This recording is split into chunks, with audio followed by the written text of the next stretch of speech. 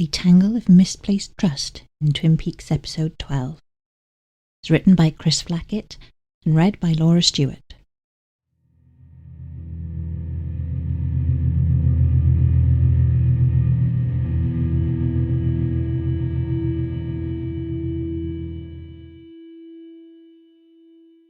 Twin Peaks Episode 12, 4 episodes down the line into Season 2, and the path toward the revelation of Leland as Laura's killer is slowly but surely being laid.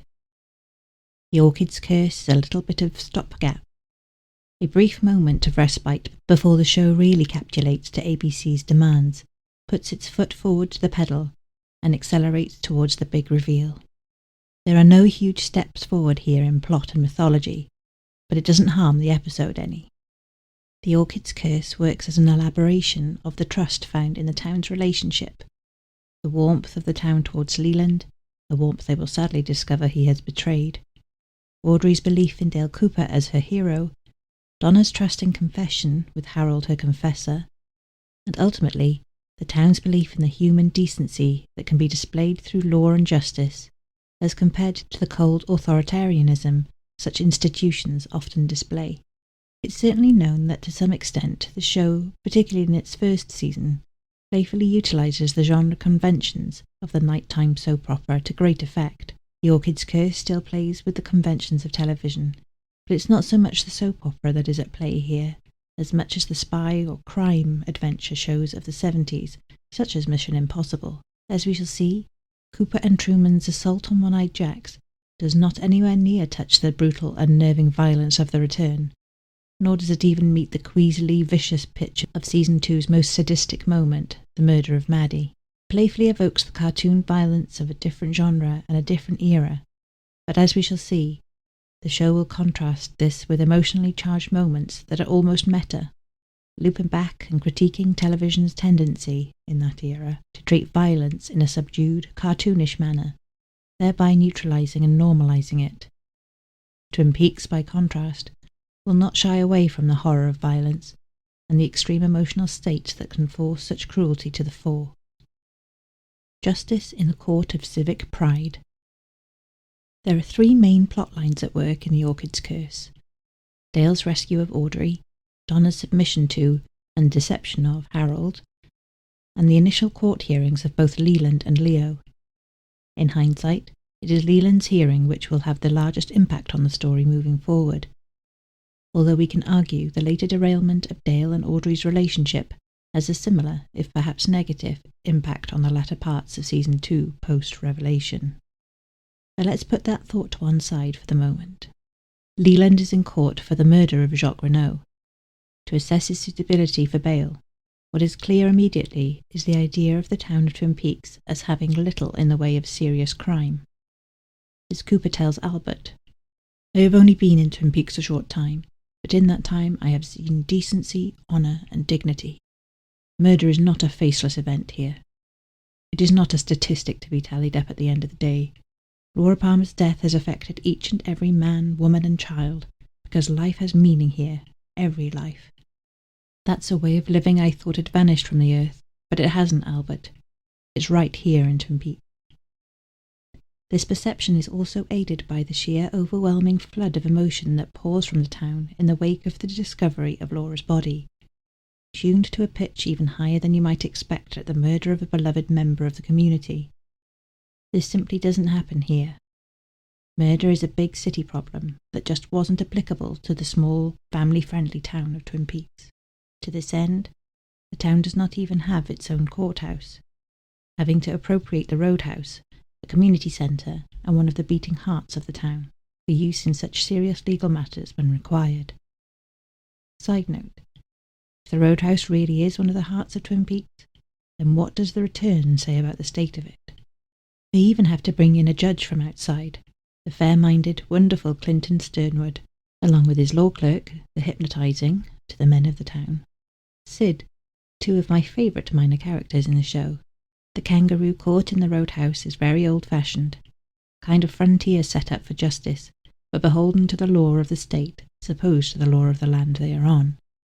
It is also quite amateurish, with the tables pushed back and rows of chairs hastily convened for an audience, The judge presides from behind an ordinary desk, and even the bar appears to be open during a break in proceedings.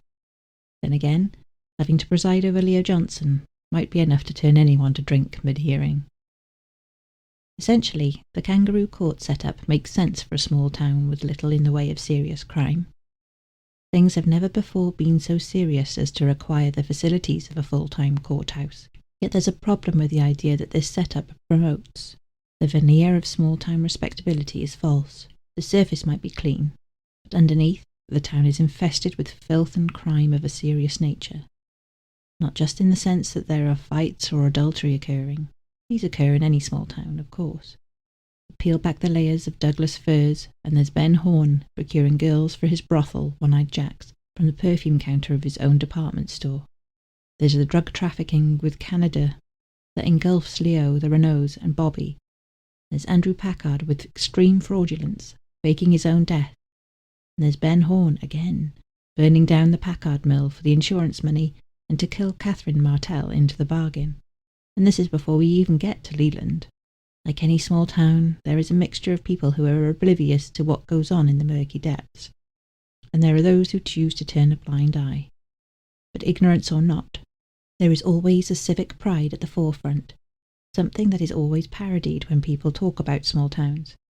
It is this civic pride, mixed admittedly with humanity, that will be the key to releasing Leland on bail, something that will have terrible consequences in just 2 episodes' time. On bail with a trust misplaced. Judge Sternwood, it appears, is a fair, considerate and reasonable man. For instance, when talking to Truman and Cooper later regarding Leo Johnson's ability to stand trial, he asks, "What's the temperature of the town? Do they want a trial or a lynching?" Moments later, he comments, "Well, they don't need a circus." And this poor bastard, he seems to be a heady cabbage. The unfortunate use of un-PC language aside, it is clear that Judge Sternwood does not see the law in simple black and white terms, but also with empathy and consideration not only for the community, but for the alleged perpetrator too.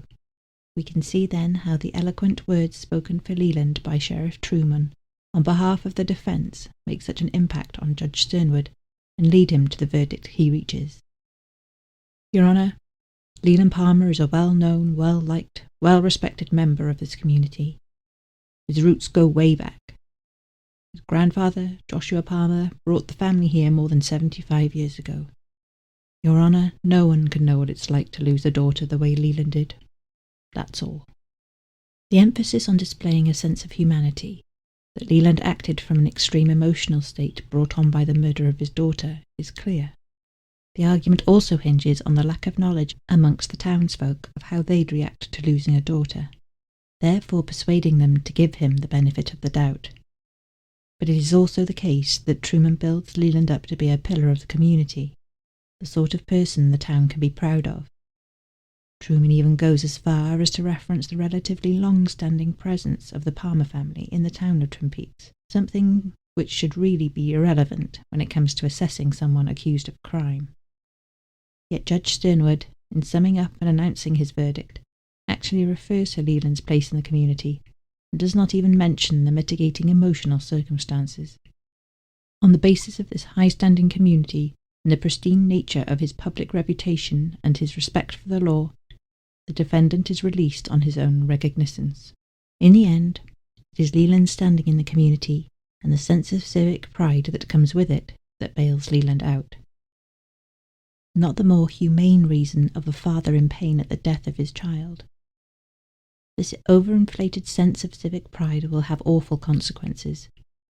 As we've established, there will always be some ignorance of untoward happenings in any small town. And the fact remains that no one outside of the Palmer family at this point is aware of Leland's issues. Ironically, only 2 days after he's released on bail, Leland brutally, and I do mean brutally, murders his niece, Madeline Ferguson.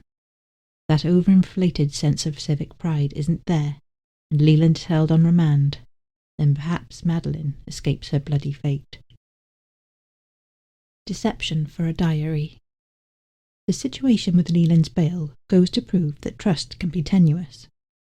depending as it might on certain conditions that we might not even be conscious we are carrying, and bringing to bear on such matters. At other times, it might be that we set out to deceive from the outset, and yet we find it is only ourselves we have betrayed. This is the case with Donna when she deals with the lonely shut-in Harold Smith in The Orchid's Curse. The fact that Harold has a copy of Laura's diary and refuses to let it out of his possession hasn't sat well with Donna in previous episodes. Why had he not taken it to the police when it emerged that Laura had been murdered? Why wouldn't he give it to her, Laura's best friend? The only thing Donna can resort to, outside of outright theft, is deceit. By agreeing to become part of Harold's living novel, Donna is able in this episode to get Harold to allow her to read Laura's diary. That Harold agrees on the condition that he reads Laura's diary to Donna, and it doesn't leave the room, is not surprising. To a man whose world is only as big as the four walls of his apartment, the intimate thoughts and lives of other people must be such a lifeline. Not only that, his knowledge of other people and their stories is what gives him a kind of power over others. I'm not actually convinced he would read the diary to Donna. He's uncomfortable when Donna asks questions about him. It seems to be an issue of over-idealizing the world and finding that it doesn't live up to your standards. This is perhaps where his fear of the world stems from. I grew up in books. There's things you can't get anywhere, but we dream that they can be found in other people. Donna's line in response, "Maybe our dreams are real," seems to floor Harold, and she uses that space, that momentary vulnerability, to take power away from him and lead him by the diary to the outside. She playfully taunts Harold to chase her, knowing he can't due to his agoraphobia. It's a strange little scenario in a lot of ways. I can understand Donna not trusting Harold. He didn't take Laura's diary to the police after she died, which is unlawful if nothing else. But there is something slightly cruel about the way she teases him, a smile on her face, knowing his weakness is being exploited. Yet Donna hasn't bargained on the importance of Laura's diary to Harold. So despite his agoraphobia, he bursts out of the front door of his apartment after Donna, only to realise what he has done, and collapse in sheer panic and anxiety, clasping the diary to his heart. At this, Donna shows some genuine concern and care, cradling Harold's head in her hands. She realises that there have been unforeseen consequences to her actions, to her abuse of Harold's trust. She certainly hadn't intended to hurt anyone. In fact, this moment of vulnerability seems to endear Harold to Donna more. When talking with Maddie later, Donna admits that she likes Harold and, if there's nothing incriminating in Laura's diary, she will still see him because she likes him a lot. Clearly, Harold has awoken something in Donna that she did not expect. While this doesn't stop her from still deceiving him, it has compromised her deceit, tempered it with unexpected affection. As we shall see, this will have some unexpected consequences for both Donna and Harold. The secret of knowing who killed you. This time when they meet, with Maddie watching from the shadows, waiting for a signal to swoop in and snatch the diary, Donna acquiesces to Harold's need for secrets and confession. She begins to tell him of a tale of teenage sexual awakening, one that would have been very familiar to those fans who read The Secret Diary of Laura Palmer prior to the airing of Season 2. The story Donna tells is lifted straight from those pages, based as it is on the story Laura told in her diary of meeting 3 older boys, Josh, Rick and Tim, at the bookhouse, although it's changed to the roadhouse in the episode, and going with them to a stream in the woods. What's fascinating about this is that most shows with tie-in books take their information from the show, but rarely feed back into the universe of the show itself. It goes to show that the quality of The Secret Diary and the worth Frost and Lynch felt the diary had in expanding the universe of the show, that they allowed this story to make its way into the show and become canon. The episode was written by Barry Pullman, but Mark Frost had the last pass at any script produced and would have been aware of the story appearing previously in The Secret Diary. There's no doubt The Secret Diary's place in the Twin Peaks canon now, but back then it must have seemed a really fresh thing to do. There's also a meta aspect to this, as Donna is relating this story from The Secret Diary with the aim of reclaiming the diary itself from Harold. By submitting to Harold's compromise and to confession, Donna submits to a part of herself that she has perhaps been too afraid in the past to embrace. In the Season 2 premiere, we see Donna embrace her inner Laura, adopting a poor impression of what she thinks was Laura's cool. Sunglasses, cigarettes, and talk full of attitude. Here she uses memories of a previous intimate experience, being kissed by Tim in the water, and the sensuality of that experience, to unconsciously, naturally access this part of herself. She seems to fall into a semi-trance, standing up and acting the moment out with small, gentle movements. From Laura's perspective, Donna's idea of sensuality and sexuality was childish, insipid, but it also didn't help Donna that she was aware of Laura's magnetism to others and felt she couldn't compete. Here, in the act of confession to Harold, she allows herself to be who she truly is without fear of judgment. This leads us to another way of looking at this. Perhaps, despite the story being told to Harold to titillate, tantalize, and distract him, it quickly becomes a quiet, sensual exorcism. Donna is simultaneously trying to reclaim her friend by embodying her through memory, and trying to push the memory out of her by performing it. Ultimately, the exorcism fails. Laura never leaves Twin Peaks, or is allowed to, as we see by the end of The Return. It also betrays Donna's more innocent sensuality. That was the first time I fell in love. But why her attempts to embody Laura are doomed to fail? She ultimately isn't Laura. The cigarette ash falls to the floor like the discarded emotions she has released. Donna looks emotionally spent by the end of it. Certainly, if we take the first interpretation, it's a beautiful moment, and resolves itself in a kiss with Harold, one too passionate to be deception, and yet one which aids Donna in her plan. Harold excuses himself in a flustered state, allowing Donna to signal Maddie in to work out the secret shelf hiding Laura's diary. Alas, Harold comes back before Maddie can finish the job, and the mood quickly changes as he realizes the truth.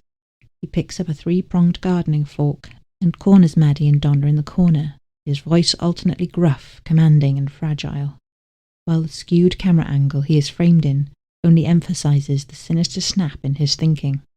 Are you looking for secrets? Is that what this is all about? Well, maybe I can help you. Do you know what the ultimate secret is? Do you want to know what Laura did? The secret of knowing who killed you.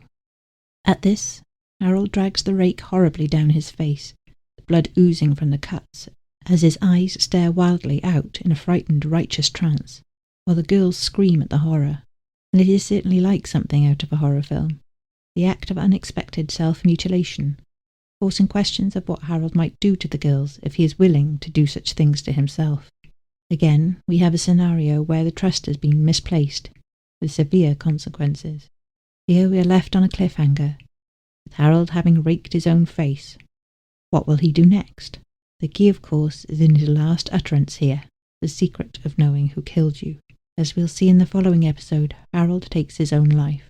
Donna's awakening in him of the possibility of genuine love, and then the betrayal of that intense feeling with her deceit, has left him to feel like she's forced his hand. It's one betrayal too far for him.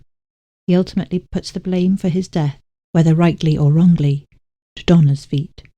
For Donna, meanwhile, what starts as simple as deception becomes a source of finding new trust in herself. She taps into a side of herself that she had repressed, and actively becomes attracted to the man she is deceiving. It was never going to last, and sadly, it doesn't. Mission Impossible, the Twin Peaks edition. It's interesting that the last episode I took a deep dive into, May the Giant Be With You, ends with the giant pointing out that Coop is missing something, alluding to Audrey's letter under Coop's bed, and that this episode opens up with Coop doing a headstand for yogic healing and noticing Audrey's letter under the bed. But that's a coincidence for me to worry about, not you. The retrieval of this letter taps quickly into Cooper's guilt at failing another woman he cares about. Dale Cooper's white knight syndrome is well established, and Audrey is certainly not immune to its consequences.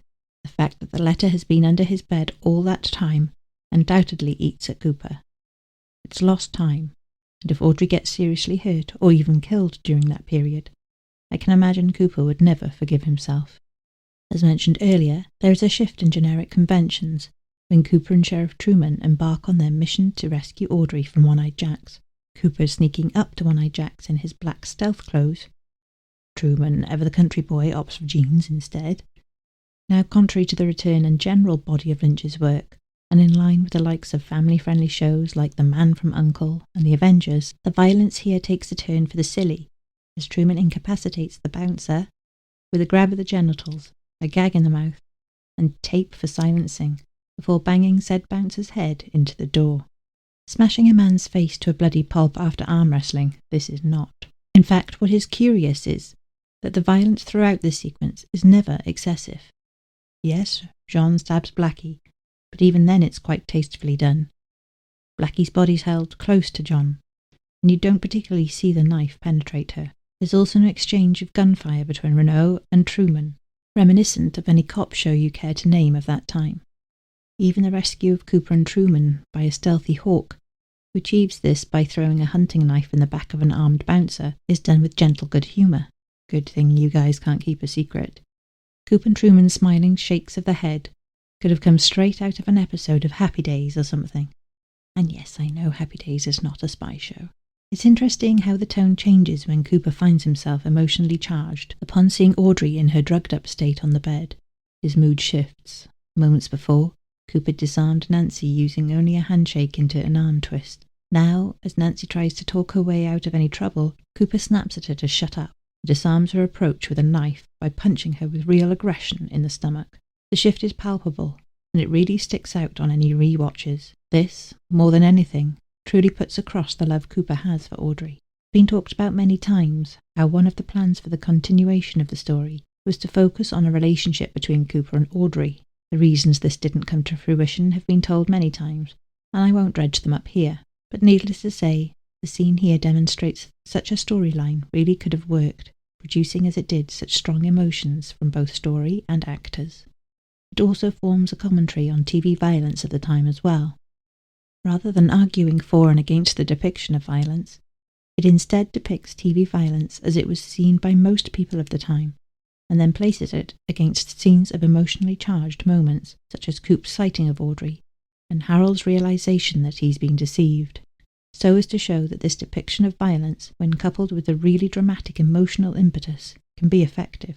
It seems quite quaint to argue this point now, when TV violence is perhaps the other end of the spectrum, but the argument for such violence when relevant to the dramatic peaks of a story is fascinating in the context of the times. Finally, can I just say that in an episode where the main theme is how misplaced trust can have dire consequences, it does warm the heart to see Audrey's trust in Cooper justified. Her prince comes after all and rescues her, and although she never wins his heart, she'll always have that. The Orchid's Curse might feel insubstantial when you watch it. It doesn't make any big points per se, and it doesn't push the mythology forward. What became clear to me, however, on this rewatch, is that the theme of misplaced trust and subsequent consequences form a core that is actually in line with the rest of the series. By the season's end, Coop will find that his trust in his own courage was deeply misplaced, with exceptionally severe results. Audrey's trust that she can make a difference will end in an explosion in a bank. Not her fault, admittedly, and even Wyndham Earle's trust in his ability and right to take Cooper's soul proves to be nothing but hubris.